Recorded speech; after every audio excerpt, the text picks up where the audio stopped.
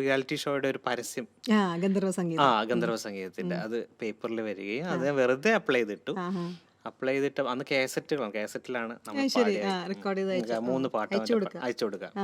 തിരുവനന്തപുരത്തേക്ക് അയക്കണം കാസറ്റ് നമ്മൾ.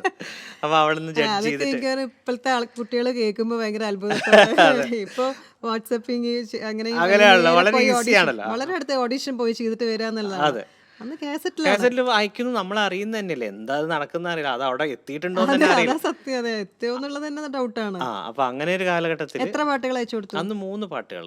അപ്പൊ എന്റെ ധാരണ അതില് ആ 3 പാട്ടുകൾ കഴിഞ്ഞ് ഒരു റൗണ്ടേ ഉള്ളൂ, അതോടുകൂടി കഴിഞ്ഞു. അത് സെലക്ട് ചെയ്യുകയാണെങ്കിൽ റൗണ്ടിൽ തീരുമാനമാവും എന്നുള്ളതാണ്. വേറെ അതിനെ പറ്റിയുള്ള ഇൻഫർമേഷൻസ് ഒന്നുമില്ല ഇന്നത്തെ പോലെ.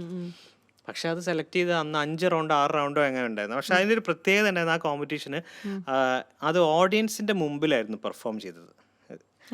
അതായത് ഇൻഹൗസ് ഷൂട്ടല്ല, എല്ലാ കോമ്പറ്റീഷനും ഓഡിയൻസ് ഓരോ പ്രധാനപ്പെട്ട സിറ്റികളിൽ ഒരു വലിയ ഹാൾ എടുത്തിട്ട് അവിടെ ഓഡിയൻസിനെ ഇൻവൈറ്റ് ചെയ്തിട്ട് ഫുൾ ഓഡിറ്റോറിയം ഫുൾ ഓഡിയൻസ് ആയിട്ട് അവരുടെ മുമ്പിലാണ് നമ്മൾ പെർഫോം ചെയ്യുന്നത്. Live performance.